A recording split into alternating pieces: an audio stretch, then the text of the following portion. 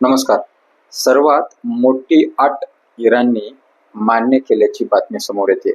Donald Trump यांनी काल नाकेबंदी विषय 7:30 पर्यंतचा टाइम दिला होता आणि त्या कृतीवरती उतरत इराणची पूर्ण नाकेबंदी केली.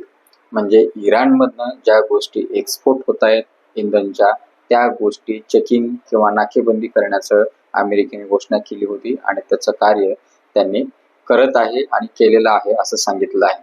त्यामुळे इराणमधनं जे काही एक्सपोर्ट होणाऱ्या गोष्टी आहेत ते सध्या तरी थांबले असल्याच्या सांगण्यात येत आहे. हे कोण म्हणते? अमेरिकेचे उपराष्ट्रपती यांनी म्हटलेलं आहे. आणि त्यासोबतच सर्वात मोठी अट कोणती इराणला मान्य आहे, कोणत्या अटीवरती इराण 4 पाऊल मागे घेते, तर ती म्हणजे सर्वात महत्वाची न्यूक्लिअर ऍक्टिव्हिटी जी आहे ते थांबवणं. म्हणजे अमेरिकेची अट होती की न्यूक्लिअर ऍक्टिव्हिटी, अण्वशस्त्र ऍक्टिव्हिटी जी आहे ती 20 वर्षासाठी इराणने थांबवावी. आता 20 वर्षासाठी थांबवण्यामध्ये जी पहिली फेरी होती इस्लामाबाद मध्ये झालेली, त्या फेरीमध्ये इराणला हे मान्य नव्हतं. इराण ह्याच्यावरती तडजोड करायला तयार नव्हतं. पण आता अमेरिकेने जी दादागिरी करत नाकेबंदीचा विषय पुढे आणला आणि ते अंमलात आणला, त्यामुळे इराणला कुठंतरी 2 पावलं मागे घेण्याची वेळ आलेली आहे. आणि तसं डोनाल्ड ट्रम्प यांचे जे सहकारी आहेत उपराष्ट्रपती यांनी तसं घोषणाही केलेली आहे की टॉक टू म्हणजे दुसरी फेरी लवकरात लवकर होईल. ते एक इस्लामाबाद मध्ये होईल किंवा अनेक ठिकाणी होईल. पण जो शस्त्रसंधीचे 2 आठवडे होते त्याच्या अगोदर हे पुढल्या आठवड्यामध्ये दुसरी बैठक होईल आणि या बैठकीमध्ये इराणला ही सर्वात मोठी जी अट आहे न्यूक्लिअर ऍक्टिव्हिटीची, ती त्याच्यावरती तडजोड करावी लागेल. आणि जे अमेरिकेला एक्सपेक्ट होतं, ज्यासाठी अमेरिकेने युद्ध चालू केलं होतं, ते अमेरिकाच्या मध्ये साध्य करताना दिसत आहे. त्यासोबतच तिसरी गोष्ट, आता नाकेबंदी झाली आहे त्यासोबतच आता जे काही बाकीचे देश आहेत जे इराणवरती अवलंबून आहेत, त्यामध्ये सर्वात महत्वाचा आणि मोठा देश आहे तो म्हणजे चीन.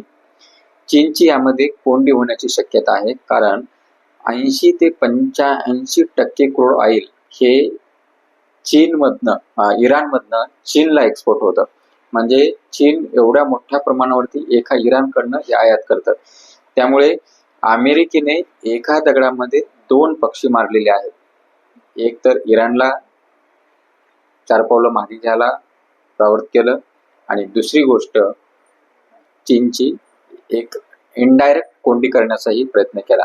मग कदाचित होऊ शकतं की चीन हा इराणचा मोठा ग्राहक आहे आणि जर समजा चीन सारखा ग्राहक किंवा चीन सारखा सहकारी देश जर ह्या इराणच्या आडून राहण्यावरती, न्यूक्लिअर ऍक्टिव्हिटीवरती जर तो तुटत असेल किंवा इराणपासून लांब जात असेल, तर इराणच्या भविष्यातील आर्थिक दृष्टिकोनामधनं ती एक मोठी हानी असू शकते.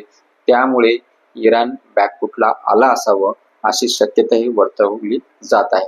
आता येणाऱ्या काळामध्ये हेच महत्वाचं ठरणार आहे पाहणं की दुसऱ्या फेरीमध्ये ह्या सर्व गोष्टी, ह्या अटी आणि मेन अट जी आहे न्यूक्लिअर ऍक्टिव्हिटीची, ती इराण मान्य करतं का, आणि मान्य केल्यानंतर यांच्यामध्ये शस्त्रसंधी तर होणार, युद्धविराम तर होणारच, त्यासोबत वेगळे काही करार होतात का.